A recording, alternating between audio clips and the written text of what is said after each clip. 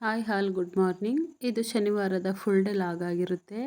ಇವತ್ತು ಹೇಳೋದು ಸ್ವಲ್ಪ ಲೇಟ್ ಆಯಿತು. ನಾನು ಡೈಲಿ 4:15ಗೆ ಎದ್ದೇಳ್ತಿದ್ದೆ. ಇವತ್ತು 6 ಗಂಟೆಗೆ ಎದ್ದೆ. ನೆನ್ನೆ ನೈಟ್ ಪ್ರೇಯರ್ ಇತ್ತು ನಮಗೆ.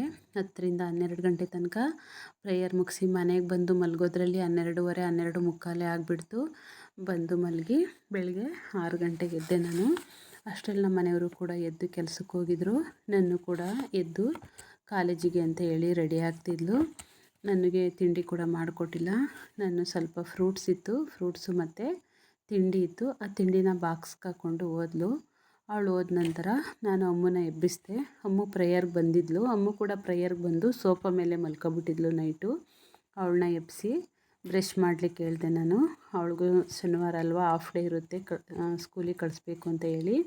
ಅಷ್ಟರಲ್ಲಿ ಕೋಲ್ಗೇಟ್ ಖಾಲಿಯಾಗಿತ್ತು. ಅಮ್ಮ ಕೋಲ್ಗೇಟ್ ಖಾಲಿಯಾಗಿದೆ ಅಂದ್ಲು. ನಾನು ಆ ಕೋಲ್ಗೇಟ್ನ ತರಿಸು ಕಟ್ ಮಾಡಿ ಅದರಲ್ಲಿ ಸ್ವಲ್ಪ ಲಾಸ್ಟಲ್ಲಿದ್ದಂಥ ಎಲ್ಲ ಪೇಸ್ಟನ್ನ ತೆಗೆದು ಬ್ರಷ್ಷಿಗೆ ಹಾಕ್ಕೊಟ್ಟೆ. ಅವಳು ಬ್ರಷ್ ಮಾಡಲಿಕ್ಕೆ ಹೋದ್ಲು. ಒಂದೊಂದು ಟೈಮ್ ಈ ರೀತಿ ಮನೆಯಲ್ಲಿ ಆಗಿಬಿಡುತ್ತೆ.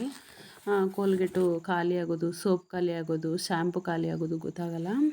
ನನಗೂ ಕೂಡ ಈ ರೀತಿ ಇವತ್ತು ಹಿಂಗಾಯಿತು. ನಾನು ಚಿಕ್ಕವಳಿರಬೇಕಾದ್ರೆ ಒಂದೆರಡು ಟೈಮ್ ಈ ರೀತಿ ಮಾಡಿದ್ದೆ. ನಾನು ಕೋಲ್ಗೇಟ್ನ ಕಟ್ ಮಾಡಿ ಬ್ರಷ್ ಮಾಡಿದ್ದು ನನಗೆ ನೆನಪಾಯಿತು. ಅದನ್ನು ನೆನೆಸ್ಕೊಂಡು ನನ್ನ ಪಾಡಿಗೆ ನಾನೇ ನಕ್ಕೊಂಡು ಸುಮ್ಮನಾದೆ. ಆಮೇಲೆ ಒಂದೊಂದೇ ಕೆಲಸ ಮಾಡ್ಕೊಬಿಡೋಣ ಅಂತ ಹೇಳಿ ಸ್ವಲ್ಪ ಬಟ್ಟೆಗಳೆಲ್ಲ ಇತ್ತು. ಮೊದಲಿಗೆ ಏನು ಕೆಲಸ ಮಾಡಬೇಕು ಅಂತ ಹೇಳಿ ವಾಷಿಂಗ್ ಮಿಷಿನ್ಗೆ ಬಟ್ಟೆ ಹಾಕ್ಬಿಡೋಣ. ಬಟ್ಟೆ ವಾಶ್ ಆಗೋದ್ರಲ್ಲಿ ಎಲ್ಲ ನನ್ನ ಕೆಲಸಗಳನ್ನೆಲ್ಲ ಮಾಡ್ಕೋಬೋದು. ಬಟ್ಟೆನೂ ಕೂಡ ವಾಶ್ ಆಗುತ್ತೆ, ಆಮೇಲೆ ತೆಗೆದಾಕ್ಬೋದು ಅಂತ ಹೇಳಿ ಬಟ್ಟೆ ಕೂಡ ವಾಷಿಂಗ್ ಮಿಷಿನ್ಗೆ ಹಾಕಿ ಹಾಲನ್ನ ಕಾಯಲಿಕ್ಕಿಟ್ಟಿದ್ದೆ. ಹಾಲು ಕಾಯ್ದ ನಂತರ ನಾನು ಹಾಲಲ್ಲಿರೋ ಕೆನೆನೆಲ್ಲ ತೆಗೆದು ಈ ಥರ ಒಂದು ಡಬ್ಬದಲ್ಲಿ ಹಾಕ್ಕೊಳ್ತೀನಿ. ಹಾಲನ್ನ ಹಾಗೆ ಲೋ ಫ್ಲೇಮಲ್ಲಿಟ್ಟು ನಾನು ಮನೆಯನ್ನೆಲ್ಲ ಕಸ ಗುಡಿಸ್ಕೊಳ್ಳೋಣ ಅಂತ ಹೇಳಿ ಮೊದಲು ನಮ್ಮ ರೂಮಿಂದನೇ ಕಸ ಗುಡಿಸ್ಲಿಕ್ಕೆ ಸ್ಟಾರ್ಟ್ ಮಾಡಿದೆ. ಹಾಗೆ ನಮ್ಮ ರೂಮು, ಅಡುಗೆ ಮನೆ, ಸ್ಟೋರ್ ರೂಮು, ಹಾಲು, ಹೀಗೆ ಒಂದೊಂದೇ ನಾನು ಎಲ್ಲ ಕಸನೂ ನಾನು ಕ್ಲೀನ್ ಮಾಡ್ಕೊಳ್ತಾ ಬಂದೆ. ರೂಮಲ್ಲಿ ಪ್ರತಿದಿನ ನಾನು ಕಸ ಗುಡಿಸಿದ್ರೂ ಅಲ್ಲಿ ಇಲ್ಲಿ ಸ್ವಲ್ಪ ಕಸ ಧೂಳೆಲ್ಲ ಬಂದುಬಿಡುತ್ತೆ. ಯಾವ ರೀತಿ ಬರುತ್ತೆ ಅಂತಲೇ ಗೊತ್ತಾಗಲ್ಲ. ಗುಡಿಸ್ದಾಗಲೇ ನಮಗೆ ಗೊತ್ತಾಗುತ್ತೆ, ಓ ಇಷ್ಟೊಂದು ಕಸ ಇದೆಯಾ ಅಂತ. ನನಗೂ ಕೂಡ ಆ ರೀತಿ ಅನ್ನಿಸ್ತು. ಡೈಲಿ ಕ್ಲೀನ್ ಮಾಡ್ತೀನಲ್ಲಪ್ಪ, ಏನು ಇಷ್ಟೊಂದು ಕಸ ಇದೆಯಲ್ಲ, ಎಲ್ಲಿಂದ ಬರುತ್ತೆ ಅಂತ ನಾನು ನೆನೆಸ್ಕೊಂಡು ಗುಡಿಸ್ಕೊಂಡು ಬರ್ತಾಯಿದ್ದೆ. ನೀಟಾಗೆಲ್ಲ ಗುಡಿಸ್ಕೊಂಡೆ. ನಾನು ಕಸ ಗುಡಿಸ್ಬೇಕಾದ್ರೆ ಏನಾದರೂ ಒಂದು ವಸ್ತು ಸಿಕ್ಕಿದ್ರೆ ಮ್ಯಾಗಿನೂ ಸಿದ್ದಿ ಇಬ್ಬರೂ ಕೂಡ ಅದನ್ನ ಎತ್ಕೊಂಡು ಆಟ ಆಡ್ಲಿಕ್ಕೆ ಬರ್ತಾರೆ. ಇವತ್ತು ಹಾಗೆ ಮಾಡ್ತಾಯಿದ್ರು. ಕಸ ಎಲ್ಲ ಗುಡಿಸು ತೆಗೆದಾಕಿ ನಾನು ಮನೇನ ಒರೆಸ್ಕೊಳ್ತಾ ಇದ್ದೀನಿ. ಮನೇನ ನಾನು ಮ್ಯಾಟಿಂದನೂ ಒರೆಸ್ತಾಯಿದ್ದೆ. ಬಟ್ ಮ್ಯಾಟಿಂದ ಒರೆಸಿದ್ರೆ ನನಗೆ ಕಂಫರ್ಟ್ ಅನಿಸಲ್ಲ. ಅದಕ್ಕೋಸ್ಕರ ಕೈನಲ್ಲೇ ಈ ರೀತಿಯಾಗಿ ಒರೆಸ್ಕೊಳ್ತೀನಿ. ನಾನು ಮನೆ ಒರೆಸ್ಬೇಕಾದ್ರೆ ಸಿದ್ದು ಕೂಡ ಅಲ್ಲೇ ಬಂದು ಮಲಗಿದ್ಲು ತಣ್ಣಗಿದೆ ಅಂತ. ಅವಳನ್ನ ಎತ್ತಿ ಮೇಲೆ ಹೋಗು ಅಂದೆ. ಅದನ್ನು ನೋಡಿ ಮಾತಾಡ್ತಾಯಿತ್ತು, ಅಂದರೆ ಅದ್ರ ಭಾಷೆನಲ್ಲಿ ಮಾತಾಡ್ತಾಯಿತ್ತು. ನಾನು ಅದನ್ನು ಹಾಗೆ ಕಾಮಿಡಿ ಟೈಪಲ್ಲಿ ಮಾತಾಡಿಸ್ಕೊಂಡು ಮನೆಯೆಲ್ಲ ಒರೆಸ್ಕೊಂಡೆ. ಮನೆ ಪೂರ್ತಿ ಒರೆಸಿದ್ದಾಯಿತು. ಹೊರ್ಗಡೆನೂ ಕೂಡ ತೊಳೆದೆ. ಬೆಳಗ್ಗೆನೇ ಸಿಂಕು ಎಲ್ಲ ಕ್ಲೀನ್ ಮಾಡಿದೆ. ಸಿಂಕೆಲ್ಲ ಕ್ಲೀನ್ ಮಾಡಿದ್ದು ಮುಗೀತು. ಟಿ ವಿ ಶೋಕೇಸ್ ಹತ್ರ ಜೇಡ ನೋಡಿ ಈ ರೀತಿಯಾಗಿ ಗೂಡು ಕಟ್ಟಿತ್ತು. ಅದನ್ನು ನಾನು ನೋಡ್ಕೊಂಡಿರಲಿಲ್ಲ. ಅದನ್ನು ನೋಡಿ ತೆಗೆದೆ. ಅಷ್ಟು ಡಸ್ಟು ಮಣ್ಣೆಲ್ಲ ಬಂತದ್ರಲ್ಲಿ. ನಾನು ಏನಾದರೂ ಹೊರಗಡೆಯಿಂದ ಬಂದರೆ ಮಕ್ಕಳಾಗಲಿ ಯಜಮಾನ್ರಾಗಲಿ ನಾನು ಕೂಡ ಏನಾದರೂ ಕೈಲಿದ್ದರೆ ತಂದು ಅಲ್ಲೇ ಶೋಕೇಸ್ ಮೇಲೆ ಇಟ್ಬಿಟ್ಟು ಹೋಗ್ಬಿಡ್ತೀನಿ. ಅದನ್ನೆಲ್ಲ ತೆಗೆದು ಇಡ್ತಾಯಿದ್ದೆ. ಎಲ್ಲ ತೆಗೆದಿಟ್ಟು ಅಷ್ಟರಲ್ಲಿ ಬಟ್ಟೆ ವಾಶ್ ಆಯಿತು. ಅದನ್ನು ಮಿಷಿನ್ ಆಫ್ ಮಾಡಿಬಿಟ್ಟು ಮತ್ತೆ ಬಂದೆ. ಬಟ್ಟೆ ತೆಗಿಲಿಲ್ಲ, ಕ್ಲೀನ್ ಮಾಡಿಬಿಟ್ಟು ಒಟ್ಟಿಗೆ ಹೋಗ್ಬಿಡೋಣ ಅಂತ ಹೇಳಿ ನಾನು ಶೋಕೇಸ್ನೆಲ್ಲ ಒಂದೊಂದೇ ಎಲ್ಲ ಈ ರೀತಿಯಾಗಿ ಕ್ಲೀನ್ ಮಾಡಿಕೊಂಡೆ. ನಾವು ಈ ರೀತಿಯಾಗಿ ಕ್ಲೀನ್ ಮಾಡಿಕೊಂಡು ಸ್ವಲ್ಪ ಕೊಬ್ಬರಿ ಎಣ್ಣೆ ಹಾಕಿ ಕ್ಲೀನ್ ಮಾಡಿಕೊಂಡ್ರೆ ತುಂಬ ಶೈನಿಂಗ್ ಬರುತ್ತೆ, ಚೆನ್ನಾಗೂ ಕೂಡ ಕಾಣಿಸುತ್ತೆ. ಫಾರ್ಮಿಕಾ ಡಾರ್ಕಾಗಿ ತುಂಬ ಲುಕ್ ಕೊಡುತ್ತೆ ನಾವು ಕೊಬ್ಬರಿ ಎಣ್ಣೆ ಹಾಕಿ ಒರೆಸೋದ್ರಿಂದ. ಒಂದು ಸಾರಿ ಟ್ರೈ ಮಾಡಿ ನೋಡಿ ನೀವು ಕೂಡ ಯಾವ ರೀತಿ ಇರುತ್ತೆ ಅಂತ ಹೇಳಿ. ನಾನು ಕೂಡ ಬಟ್ಟೆನಲ್ಲೇ ಡಸ್ಟೆಲ್ಲ ಒರೆಸ್ಕೊಂಡೆ. ಈ ರೀತಿಯಾಗಿ ತುಂಬ ಡಸ್ಟ್ ಇತ್ತು, ಮೇಲೆಲ್ಲ ತುಂಬ ಇತ್ತು. ನಾನು ಕ್ಲೀನ್ ಮಾಡಿರಲಿಲ್ಲ ಅನ್ನೋದಕ್ಕಿಂತ ಎಷ್ಟೇ ಕ್ಲೀನ್ ಮಾಡಿದ್ರೂ ಅದು ಯಾವ ರೀತಿಯಾಗಿ ಬಂದು ಈ ಶೋಕೇಸ್ ಮೇಲೂ ಕೂಡ ಗಲೀಜು ಕೂತ್ಕೊಳ್ಳುತ್ತೆ ಅಂತಲೇ ಗೊತ್ತಾಗಲ್ಲ. ಅದು ಬ್ಲ್ಯಾಕ್ ಇರೋದ್ರಿಂದ ಬೇಗನೆ ಎದ್ದು ಕಾಣಿಸುತ್ತೆ ಡಸ್ಟ್ ಏನಾದರೂ ಇದ್ದರೆ. ಈ ರೀತಿಯಾಗಿ ನಾನು ಪ್ರತಿಯೊಂದನ್ನು ಕ್ಲೀನ್ ಮಾಡಿಕೊಂಡೆ. ಯಾಕಂದರೆ ಕ್ಲೀನ್ ಮಾಡಲಿಲ್ಲ ಅಂದರೆ ನನಗೆ ಮನೆ ಒಂದು ಒರೆಸಿ ಶೋಕೇಸ್ ಕ್ಲೀನ್ ಮಾಡಲಿಲ್ಲ ಅಂದರೆ ಏನೋ ಒಂಥರ ನನಗೆ ಸ್ಯಾಟಿಫೈಸ್ ಆಗಲ್ಲ. ಅದಕ್ಕೋಸ್ಕರ ಶೋಕೇಸು ಕೂಡ ನಾನು ಕ್ಲೀನ್ ಮಾಡಿಕೊಂಡೆ. ಶೋಕೇಸ್ನ ಕ್ಲೀನ್ ಮಾಡಿದ ನಂತರ ಬಟ್ಟೆ ವಾಶ್ ಆಗಿತ್ತಲ್ವ, ಬಟ್ಟೆ ಮಿಷಿನಲ್ಲೇ ಇತ್ತು. ಬಟ್ಟೆನ ಒಣಗಾಕ್ಲಿಕ್ಕೆ ಅಂತ ಹೇಳಿ ಟೆರೆಸ್ಸಿಗೆ ತಗೊಂಡೋದೆ. ಬಟ್ಟೆಗಳನ್ನೂ ಕೂಡ ನಾನು ಅಲ್ಲಿ ಒಣಗಾಕಿದ್ದಾಯಿತು. ಮತ್ತು ನಾಯಿಗಳಿಗೆ ಸ್ನಾನ ಮಾಡಿಸೋಣ ಅಂತ ಹೇಳಿ ಹಾಗೆ ಬಟ್ಟೆ ಹಾಕಿ ಬರಬೇಕಾದ್ರೆ ಬ್ರೌನಿನ ಮೊದಲು ಹಿಡ್ಕೊಂಡು ಬಂದೆ. ಬ್ರೌನಿಗೆ ನಾನು ಸ್ನಾನ ಮಾಡಿಸ್ತಾ ಇದ್ದೀನಿ. ಬ್ರೌನಿಗೆ ನಾನು ಬೇರೆ ಶ್ಯಾಂಪು ಯಾವುದೂ ಹಾಕಲ್ಲ, ನಾರ್ಮಲಾಗಿ ಯಾವುದು ಅಂಗಡಿನಲ್ಲಿ ಸಿಗುತ್ತೆ ಕ್ಲಿನಿಕ್ ಪ್ಲಸ್ಸು ಚಿಕ್ ಶ್ಯಾಂಪು, ಈ ರೀತಿಯಾಗಿ ಅದನ್ನೇ ಹಾಕಿ ನಾನು ಸ್ನಾನ ಮಾಡಿಸ್ದೆ. ತುಂಬ ಗಲೀಜು ಮಾಡ್ಕೊಂಡಿದ್ದ. ಅವನಿಗೆ ಸ್ನಾನ ನಮ್ಮ ಮನೆಯವರು ನಾನೇ ಮಾಡಿಸ್ತೀನಿ ಅಂತ ಹೇಳ್ತಿದ್ರು. ಅವರು ಡ್ಯೂಟಿಯಿಂದ ಬರೋದಕ್ಕೆ ಲೇಟ್ ಆಗುತ್ತೆ ಅಂತ ಹೇಳಿ ನಾನೇ ಸ್ನಾನ ಮಾಡಿಸಿ ಅವನ್ನ ಮೇಲೆ ಕಳಿಸ್ದೆ. ನಾನು ಹೊರಗಡೆ ಇದ್ದರೆ ಸಿದ್ದು ಮ್ಯಾಗಿ ಎರಡೂ ಕೂಡ ಹೊರಗಡೆ ಬಂದುಬಿಡ್ತಾರೆ. ನಾನು ಒಳಗಡೆ ಇದ್ದರೆ ಒಳಗಡೆನೇ ಇರ್ತಾರೆ. ಬ್ರೌನಿನ ಕರ್ಕೊಂಡೋಗ್ಬಿಟ್ಟು ಮತ್ತು ಕರ್ಕಿನ ಕರ್ಕೊಂಡು ಬಂದ್ವಿ. ಕರ್ಕಿಗೂ ಕೂಡ ನಾನು ಸ್ನಾನ ಮಾಡಿಸ್ದೆ. ಕರ್ಕಿ ತುಂಬ ಚೆನ್ನಾಗಿ ಸ್ನಾನ ಮಾಡಿಸ್ಕೊಳ್ತಾಳೆ. ಅವಳು ಏನು ಮಾತಾಡಲ್ಲ. ಕಾಂಪೌಂಡ್ ಏನಾರು ಇದ್ದರೆ ಎದ್ದು ನಿಂತ್ಕೋತಾಳೆ ಸ್ನಾನ ಮಾಡಿಸ್ಲಿ ಅಂತ. ಇಲ್ಲಿ ಕಾಂಪೌಂಡ್ ಇಲ್ಲ ಅಲ್ವಾ, ಅದಕ್ಕೆ ಹಾಗೆ ನಿಂತ್ಕೊಂಡು ಸ್ನಾನ ಮಾಡಿಸ್ಕೊಳ್ತಾ ಇದ್ದಾಳೆ. ತಲೆ ಎಲ್ಲ ಚೆನ್ನಾಗಿ ತೊಳೆಸ್ಕೊಳ್ತಾಳೆ, ಮುಖ ಕೂಡ ತೊಳೆಸ್ಕೊಳ್ತಾಳೆ, ಏನು ಗಲಾಟೆ ಮಾಡಲ್ಲ. ಅವಳಿಗೂ ಕೂಡ ನಾನು ಸ್ನಾನ ಮಾಡಿಸಿದ್ದಾಯಿತು. ನೆಕ್ಸ್ಟ್ ನಾನು ನನ್ನ ಟೈಲರಿಂಗ್ ರೂಮ್ನ ಕಸ ಎಲ್ಲ ಗುಡಿಸ್ಬಿಡೋಣ ಅಂತ ಹೇಳಿ ಟೈಲರಿಂಗ್ ರೂಮ್ನು ಕೂಡ ನಾನು ಕ್ಲೀನ್ ಮಾಡ್ಕೊಳ್ತಾ ಇದ್ದೀನಿ. ಬಟ್ಟೆ ಹೊಲ್ದು ಏನಾರು ಅರ್ಜೆಂಟ್ ಕೆಲಸ ಇದ್ದರೆ ಹಾಗೆ ಬಿಟ್ಟು ಬಂದುಬಿಡ್ತೀನಿ, ಕ್ಲೀನ್ ಮಾಡಲ್ಲ. ಇರೋ ಸಮಯದಲ್ಲಿ ಇಲ್ಲೂ ಕೆಲಸ ಮಾಡಿ ಅಲ್ಲೂ ಕೆಲಸ ಮಾಡ್ಕೊಳ್ತಾ ಇರ್ತೀನಿ. ಅದಕ್ಕೋಸ್ಕರ ಕ್ಲೀನ್ ಮಾಡಿರಲ್ಲ, ಹಾಗೆ ಬಿಟ್ಬಿಟ್ಟಿರ್ತೀನಿ. ಇವತ್ತೆಲ್ಲ ಇದನ್ನೆಲ್ಲ ಕ್ಲೀನ್ ಮಾಡೋಣ ಅಂತ ಹೇಳಿ ಅದನ್ನು ಸ್ವಲ್ಪ ಎಲ್ಲ ತೆಗೆದಿಟ್ಟು ರೂಮು ಕೂಡ ಎಲ್ಲ ಕಸನೆಲ್ಲ ಗುಡಿಸ್ಕೊಂಡೆ. ತುಂಬ ಡಸ್ಟ್ ಇತ್ತು, ಎಲ್ಲ ಕ್ಲೀನ್ ಮಾಡಿಕೊಂಡೆ. ಮತ್ತು ಆದರೆ ನೋಡೋಣ, ಇವಾಗ ಪ್ರೇಯರ್ ಇದೆ, ಹೊಲಿಯೋದು ಬೇಡ ಒಂದೆರಡು ದಿನ ಅಂತ ಹೇಳಿ ಕ್ಲೀನ್ ಮಾಡಿಬಿಟ್ಬಿಡೋಣ ಅಂದ್ಬಿಟ್ಟು ಕಸ ಎಲ್ಲ ಹೊಡೆದು ಕ್ಲೀನ್ ಮಾಡಿದೆ. ರೂಮ್ನ ಕ್ಲೀನ್ ಮಾಡಿದ ನಂತರ ಸೆಟ್ರಸ್ ಹಾಕಿ ಅದನ್ನು ಕ್ಲೋಸ್ ಮಾಡಿಬಿಟ್ಟೆ. ಅದನ್ನು ಕ್ಲೋಸ್ ಮಾಡಿ ಸ್ವಲ್ಪ ಪಾತ್ರೆಗಳಿತ್ತು ಹಾಗೆಯೇ ಸಿಂಕಲ್ಲಿ ಅಡುಗೆ ಮನೆಯೆಲ್ಲ ಕ್ಲೀನ್ ಮಾಡಿಬಿಟ್ಟಿದ್ದೆ ನಾನು. ಅದಕ್ಕೆ ಹೊರಗಡೆನೇ ತೊಳೆದ್ಬಿಡೋಣ ಅಂತ ಹೇಳಿ ಪಾತ್ರೆನೂ ಕೂಡ ಹೊರಗಡೆನೇ ತೊಳ್ಕೊಂಡು ಮನೆ ಒಳಗಡೆ ತಂದು ಪಾತ್ರೆನೂ ಕೂಡ ಅಲ್ಲಿ ಇಟ್ಕೊಂಡೆ. ಅದಿಟ್ಟಿದ ನಂತರ ಟೈಮ್ ಆಲ್ರೆಡಿ 10:20 ಆಗಿತ್ತು. 10:30ಗೆ ಪ್ರೇಯರ್ ಇತ್ತು. ಗೌತಮ್ ತಿಂಡಿಗೆ ಬಂದರು. ನಾನು ನೈಟು ಚಪಾತಿ ಮಾಡಿದ್ದೆ ಮತ್ತು ಸ್ವಲ್ಪ ರೈಸ್ ಮಾಡಿದ್ದೆ, ಚಟ್ನಿ ಇತ್ತು ಬೆಳಿಗ್ಗೆ. ಅದನ್ನೇ ನಾನು ಗೌತಮ್ಗೆ ತಿಂಡಿ ಹಾಕ್ಕೊಟ್ಟು ನಾನು ಸ್ವಲ್ಪ ಫ್ರೆಶಪ್ ಆಗಿ ಪ್ರೇಯರ್ಗೆ ಟೈಮ್ ಆಗೇ ಬಿಡ್ತು. ಅಷ್ಟರಲ್ಲಿ ತಲೆಗೆ ಎಣ್ಣೆ ಹಾಕಿದ್ದೆ, ತಲೆ ಸ್ನಾನ ಮಾಡಲಿಲ್ಲ. ಹಾಗೆ ಸ್ನಾನ ಮಾಡಿಕೊಂಡು ಪ್ರೇಯರ್ಗೆ ಹೋದೆ. ಪ್ರೇಯರ್ ಮುಗಿಸ್ಕೊಂಡು ನಾನು ಮತ್ತೆ ಮಧ್ಯಾಹ್ನ 1 ಗಂಟೆಗೆ ಮನೆಗೆ ಬಂದೆ. ಪ್ರೇಯರಿಂದ ಬಂದ ತಕ್ಷಣ ನಾನು ಸ್ವಲ್ಪ ಕೆಲಸ ಎಲ್ಲ ಮುಗಿಸಿದ್ನಲ್ವ, ಏನು ಕೆಲಸ ಇರಲಿಲ್ಲ.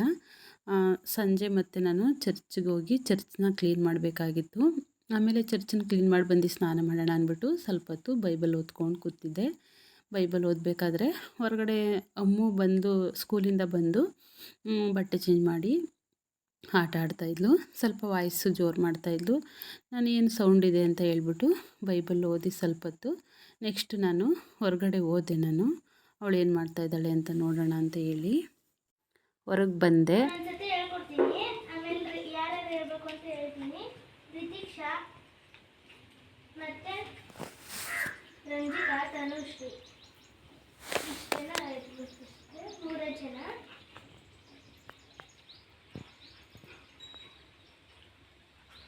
ನಾನು ಸತಿ ಹೇಳ್ಕೊಡ್ತೀನಿ. ಕನ್ನಡಮ್ಮನ ಅರಗೆ ಪದ್ಯ. ಕನ್ನಡಕ್ಕೆ ಹೋರಾಡ ಕನ್ನಡದ ಕಂದ, ಕನ್ನಡವ ಕಾಪಾಡು ನನ್ನ ಆನಂದ. ಬೇಡ, ನಾನು ಒಬ್ಬಳೇ ಫಸ್ಟ್ ಹೇಳ್ತೀನಿ, ಆಮೇಲೆ ರಂಜಿತ ತನುಶ್ರೀ ಹೇಳ್ತಾರೆ. ಕನ್ನಡಕ್ಕೆ ಹೋರಾಡು ಕನ್ನಡದ ಕಂದ, ಕನ್ನಡವ ಕಾಪಾಡು ನನ್ನ ಆನಂದ.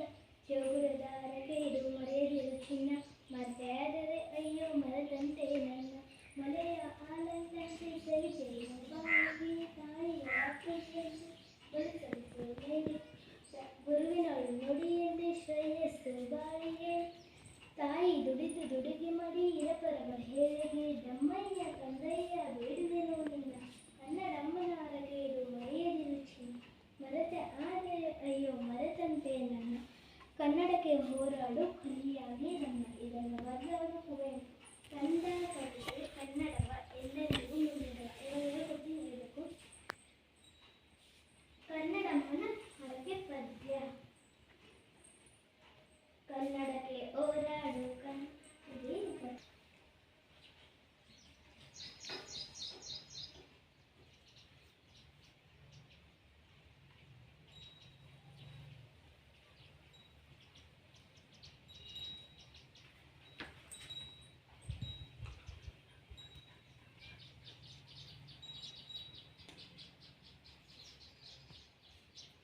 ಕನ್ನಡಕ್ಕೆ ಹೋರಾಡು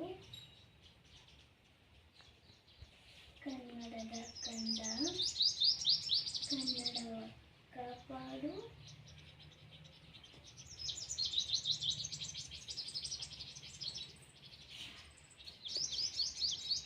ನನ್ನ ಆನಂದ ಜೋಗುಡದ ಅರಕೆಂದು ಮರೆಯದಿರು ಚಿನ್ನ ಮರೆತೆ ಆದರೆ ಅಯ್ಯೋ ಮರೆತಂತೆ ನನ್ನ ಮೊಲೆಯ ಹಾಲಂತಂತೆ ಸವಿಜೇನೋ ಬಾಯಿಗೆ ತಾಯಿಯ ಅಪ್ಪುಗೆಯಂತೆ ಬುಲಸಬಸು ನೀರಿಗೆ ದಮ್ಮಯ್ಯ ಕಂದಯ್ಯ ಬೇಡುವೆನೋ ನಿನ್ನ ಕನ್ನಡಮ್ಮನ. ನನಗೆ ಅವಳನ್ನ ನೋಡಿ ನಗುನೂ ಕೂಡ ಬಂತು. ಅಷ್ಟೆಲ್ಲ ಅವರಪ್ಪ ಫೋನ್ ಮಾಡಿಬಿಟ್ರು, ನಾನು ಅವ್ರನ್ನ ಕರ್ಕೊಬರೋಣ ಅಂತ ಹೋಗ್ಬಿಟ್ಟೆ. ಅವರು ಕೂಡ ತರಕಾರಿ ತಗೊಂಡು ಬಂದರು. ಅಷ್ಟೆಲ್ಲ ಅವಳು ಎತ್ತಿಟ್ಟಿದ್ದು ಎಲ್ಲನೂ. ಮಕ್ಕಳಿಗೆ ಯಾವ ರೀತಿಯಾಗಿ ಟ್ಯಾಲೆಂಟ್ ಇರುತ್ತೆ ಅಂತ ನಮಗೆ ಗೊತ್ತೇ ಆಗಲ್ಲ ಅಲ್ವಾ. ಅವರು ಒಬ್ಬೊಬ್ಬರೇ ಇರಬೇಕಾದ್ರೆ ಅದನ್ನು ವ್ಯಕ್ತಪಡಿಸ್ಕೊಳ್ತಾ ಇರ್ತಾರೆ. ಅದನ್ನು ನೋಡಿದಾಗ ನನಗೂ ಕೂಡ ಖುಷಿಯಾಯಿತು. ಅವ್ರ ಟೀಚರ್ ಆ ರೀತಿ ಕ್ಲಾಸ್ ಮಾಡ್ತಾರೇನೋ, ಅದಕ್ಕೆ ಅವಳು ಆ ರೀತಿ ಮಾಡ್ತಾಳೆ ಅಂತ ನಾನು ತಿಳ್ಕೊಂಡೆ. ಅವರಪ್ಪ ಅಲ್ಲಿಂದ ಬರಬೇಕಾದ್ರೆ ತರಕಾರಿ ಹೇಳಿದ್ದೆ ನಾನು, ಅದನ್ನೆಲ್ಲ ತಗೊಂಡು ಬಂದಿದ್ದರು. ಆ ತರಕಾರಿನೆಲ್ಲ ನಾನು ತೆಗೆದಿಡ್ತಾಯಿದ್ದೀನಿ. ಅವರು ಏನಾದರೂ ತಂದರೆ ಅವ್ರು ತಂದ ತಕ್ಷಣವೇ ಅದನ್ನೆಲ್ಲ ಬಿಚ್ಚಿ ಓಪನ್ ಮಾಡಿ ನೋಡಿಬಿಡ್ಬೇಕು ಅನಿಸುತ್ತೆ. ಸ್ವಲ್ಪ ಕಾದು ನೋಡಬೇಕು ಅನ್ನೋ ಇದೇ ಬರಲ್ಲ. ಅಮ್ಮು ಕೂಡ ಇದ್ದಿದ್ದರಿಂದ ಅವಳು ಕೂಡ ಅದನ್ನು ನೋಡ್ತಿದ್ಲು. ನಾನು ಸಂಜೆಗೆ ಊಟಕ್ಕೆ ಅಂತ ಹೇಳಿ 1 ಕಪ್ಪು ಗೋಧಿ ಹಿಟ್ಟನ್ನು ತಗೊಂಡಿದ್ದೀನಿ ಮತ್ತು 1 ಕಪ್ಪು ಚಿರೋಟಿ ರವೆನ ತಗೊಂಡು ಸ್ವಲ್ಪ ಮಿಕ್ಸ್ ಮಾಡಿ ನೀರು ಹಾಕ್ಕೊಂಡು ಕಲಸಿ ಇಡ್ತಾಯಿದ್ದೀನಿ. ಪೂರ್ತಿಯಾಗಿ ಕಲಸಿಲ್ಲ, ರವೆ ನೆನೆಯಲಿ ಅಂತ ಹೇಳಿ ಈ ರೀತಿಯಾಗಿ ನೀರು ಹಾಕಿ ಬಿಟ್ಬಿಟ್ಟೆ. ಮತ್ತು ಮಸಾಲೆ ರುಬ್ಕೊಳ್ಳೋಣ, ಅತ್ತೆ ಊರಿಂದ ಮಟನ್ ಕಳಿಸ್ತೀನಿ ಅಂತ ಹೇಳಿದರು. ಅದಕ್ಕೆ ಮಸಾಲೆ ರೆಡಿ ಮಾಡೋಣ ಅಂತ ಹೇಳಿ ರೆಡಿ ಮಾಡ್ಕೊಳ್ತಾ ಇದ್ದೀನಿ. ಒಂದು ಜಾರಲ್ಲಿ ಎಲ್ಲನೂ ನಾನು ತೆಗೆದುಕೊಂಡಂಥ ಮಸಾಲೆಗಳನ್ನ ಹಾಕ್ಕೊಳ್ತಾ ಇದ್ದೀನಿ. ಇದಕ್ಕೆ ಸ್ವಲ್ಪ ಗಸಗಸೆನೂ ಕೂಡ ಸೇರಿಸ್ಕೊಂಡಿದ್ದೀನಿ ಮತ್ತು ಸ್ವಲ್ಪ ಕೊತ್ತಂಬರಿ, ಸ್ವಲ್ಪ ಪುದೀನನ ಸೇರಿಸ್ಕೊಂಡು ನಾನು ನೈಸ್ ಪೇಸ್ಟಾಗಿ ಇದನ್ನು ರುಬ್ಕೊಂಡಿದ್ದೀನಿ. ಇದನ್ನು ರುಬ್ಬಿದ ನಂತರ ಮತ್ತು ಒಗ್ಗರಣೆಗೆ ಅಂತ ಹೇಳಿ ಒಂದು ಟೊಮೊಟೊ ಕೂಡ ಹೆಚ್ಚಿಟ್ಟೆ. ಪಕ್ಕದಲ್ಲಿ ಇನ್ನೊಂದು ಒಲೆ ಮೇಲೆ ರೈಸ್ಗೂ ಕೂಡ ಇಟ್ಟಿದ್ದೀನಿ. ಮತ್ತೊಂದು ಒಲೆ ಮೇಲೆ ಒಂದು ಕುಕ್ಕರ್ ಇಟ್ಟು ಒಂದು ಈರುಳ್ಳಿನ ಸಣ್ಣದಾಗಿ ಹಚ್ಚಿ ಒಂದು ರೆಂಬೆ ಕರಿಬೇವನ್ನು ಹಾಕಿ ಈರುಳ್ಳಿನ ಫ್ರೈ ಮಾಡ್ಕೊಳ್ತಾ ಇದ್ದೀನಿ. ಈರುಳ್ಳಿ ಫ್ರೈ ಆಗಿದ ನಂತರ ಇದಕ್ಕೆ ಟೊಮೊಟೊನು ಸ್ವಲ್ಪ ಉಪ್ಪು ಹಾಕ್ಕೊಂಡು ಟೊಮೊಟೊನ ಸ್ವಲ್ಪ ಫ್ರೈ ಮಾಡ್ಕೊಳ್ತಾ ಇದ್ದೀನಿ. ಟೊಮೊಟೊ ಫ್ರೈ ಆದ ನಂತರ ಇದಕ್ಕೆ ರುಬ್ಬಿದಂಥ ಮಸಾಲೆನ ಸೇರಿಸ್ಕೊಂಡು ಮಿಕ್ಸ್ ಮಾಡ್ತಾಯಿದ್ದೀನಿ. ಅಷ್ಟರಲ್ಲಿ ಮಟನ್ನು ಕೂಡ ಬಂತು. ನಾನು ಆ ಮಟನ್ನ ಆ ಮಸಾಲೆಗೆ ಸೇರಿಸ್ಕೊಂಡು ಚೆನ್ನಾಗಿ ಮಿಕ್ಸ್ ಮಾಡ್ಕೊಳ್ತಾ ಇದ್ದೀನಿ. ಮಿಕ್ಸ್ ಮಾಡಿದ ನಂತರ ಇದಕ್ಕೆ ನಾನು 1 ಸ್ಪೂನು ಅಚ್ಚ ಖಾರದ ಪುಡಿನ ಹಾಕ್ಕೊಳ್ತಾ ಇದ್ದೀನಿ. 1 ಸ್ಪೂನ್ ಗರಂ ಮಸಾಲ ಹಾಕ್ಕೊಂಡು ಮತ್ತು ಇದನ್ನು ನಾನು ಮಿಕ್ಸ್ ಮಾಡಿ ಒಂದು 2 ಹಸಿಮೆಣ್ಸಿನ್ಕಾಯಿನ ಮುರಿದು ಮೇಲೆ ಹಾಕಿ ಸ್ವಲ್ಪ ನೀರನ್ನ ಜಾರೆಲ್ಲ ತೊಳೆದು ಅದಕ್ಕೆ ಹಾಕಿ ಒಂದು 3 ವಿಸಿಲ್ ಕೂಗ್ಸೋಣ ಅಂತ ಇಟ್ಟೆ. ಮತ್ತು ನಾನು ಕಲಸಿದಂಥ ಹಿಟ್ಟನ್ನು ನೋಡಿದೆ, ಚೆನ್ನಾಗಿ ಅದು ಕಲಸಿ ಒಂದು ಹದವಾಗಿ ರೊಟ್ಟಿಗೆ ಅಂತ ಮಾಡಲಿಕ್ಕಿಟ್ಟು ನಾನು ಹೋಗಿ ಸ್ನಾನ ಮಾಡ್ಕೊಂಡು ಬಂದೆ. ಅಷ್ಟರಲ್ಲಿ ನಮ್ಮ ಮನೆಯವರು ಕೂಡ ತರಕಾರಿಗಳನ್ನ ಹಚ್ತಾಯಿದ್ರು. ಅವರು ನಾಳೆ ಸಾಂಗ್ ಪ್ರಾಕ್ಟೀಸ್ ಮಾಡಬೇಕು ಅಂತ ಸಾಂಗ್ ಹಾಕ್ಕೊಂಡು ಕೇಳ್ತಾಯಿದ್ರು. ಅಮ್ಮು ಡ್ಯಾನ್ಸ್ ಮಾಡ್ತಾಯಿದ್ಲು, ಅವರಪ್ಪ ರೇಗಿಸ್ತಾಯಿದ್ರು ಅವಳನ್ನ.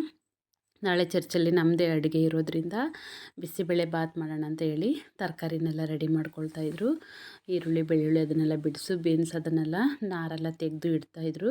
ಈ ರೀತಿಯಾಗಿ ಏನಾದರೂ ಕೆಲಸಗಳಿದ್ರೆ ಇವರು ಕೂಡ ನನಗೆ ಅಡುಗೆ ಮನೆಯಲ್ಲಿ ಹೆಲ್ಪ್ ಮಾಡ್ಕೊಳ್ತಾರೆ. ಮಕ್ಕಳು ಕೂಡ ಹಾಗೆ ಅವ್ರ ಅಪ್ಪನ ಜೊತೆ ಎಲ್ಲನೂ ಹೆಲ್ಪ್ ಮಾಡ್ತಾಯಿದ್ರು. ಅಷ್ಟರಲ್ಲಿ ನಾನು ಕೂಡ ಆ ಮಟನ್ನು ಬೆಂದಿತ್ತು, ಆ ಮಟನ್ನ ಕೂಡ ರೆಡಿ ಮಾಡಿ ಮತ್ತು ಹಿಟ್ಟನ್ನು ಚೆನ್ನಾಗಿ ದೋಸೆ ಹಾಕ್ಬಿಡೋಣ ಅಂತ ಹೇಳಿ ಹಿಟ್ಟನ್ನು ಕಲಸಿ ಬಿಟ್ಕೊಂಡೆ. ಅದು ಒಂದು ಹದವಾಗಿ ಚೆನ್ನಾಗಿ ನೆಂದಿತ್ತು. ನೋಡಿ ಈ ರೀತಿಯಾಗಿ ಚೆನ್ನಾಗಿ ಬಂತು. ರೊಟ್ಟಿ ಟೈಪಲ್ಲಿ, ರೊಟ್ಟಿ ಅನ್ಬೋದು, ದೋಸೆ ಅನ್ಬೋದು, ಯಾವ ರೀತಿನಾದರೂ ನಾವು ಹೇಳ್ಕೊಳ್ಬೋದು. ತುಂಬ ಚೆನ್ನಾಗಿ ಬಂದಿತ್ತು, ಎಲ್ಲೂ ಕಟ್ಟಾಗಿಲ್ಲ. ನೀವೊಂದು ಸಾರಿ ಟ್ರೈ ಮಾಡಿ ನೋಡಿ, ತುಂಬ ಚೆನ್ನಾಗಿರುತ್ತೆ. ಇದಕ್ಕೆ 1-2 ಸ್ಪೂನ್ ಅಕ್ಕಿ ಹಿಟ್ಟು ಕೂಡ ನಾವು ಸೇರಿಸ್ಕೊಂಡು ಮಾಡ್ಕೊಬೋದು. ರಾಗಿ ಹಿಟ್ಟು ಕೂಡ ಸೇರಿಸಿ ಮಾಡ್ಕೊಬೋದು. ಯಾವ ರೀತಿಯಾಗಾದರೂ ಮಾಡ್ಕೊಬೋದು. ನಮ್ಮ ಮನೆಯವ್ರು ಯಾವಾಗ್ಲೂ ಮುದ್ದೆನೇ ಮಾಡ್ತೀಯಾ, ಚಪಾತಿ ಮಾಡು ಅಂತ ಹೇಳ್ತಾರೆ. ಅದಕ್ಕೆ ಚಪಾತಿನೇ ಮಾಡಿದ್ರೆ ಡೈಲಿ ಮಕ್ಕಳು ತಿನ್ನಲ್ಲ ಅಂತೇಳಿ ಒಂದಿನ ರೊಟ್ಟಿ ಮಾಡೋಣ ಅಂತೇಳಿ ಈ ರೀತಿಯಾಗಿ ನಾನು ರೊಟ್ಟಿನ ಮಾಡ್ಕೊಂಡಿದ್ದೀನಿ. ರೊಟ್ಟಿ ಕೂಡ ಮಾಡಿದ್ದಾಯಿತು. ಊಟಕ್ಕೆ ಎಲ್ರಿಗೂ ಕೂಡ ಊಟಕ್ಕೆ ಬಡಿಸೋಣ ಅಂತ ಹೇಳಿ ಎಲ್ರಿಗೂ ತಟ್ಟೆಗೆ ಹಾಕಿ ಅವರವರಿಗೆ ಎಲ್ರಿಗೂ ಬಡಿಸಿದ್ದಾಯಿತು, ಊಟ ಕೂಡ ಮಾಡಿದ್ವಿ. ಈ ವಿಡಿಯೋ ನಿಮಗೆ ಇಷ್ಟ ಆದರೆ ಸಬ್ಸ್ಕ್ರೈಬ್ ಮಾಡಿ, ಲೈಕ್ ಮಾಡಿ, ಶೇರ್ ಮಾಡಿ, ಕಮೆಂಟ್ಸ್ ಮಾಡಿ. By dears.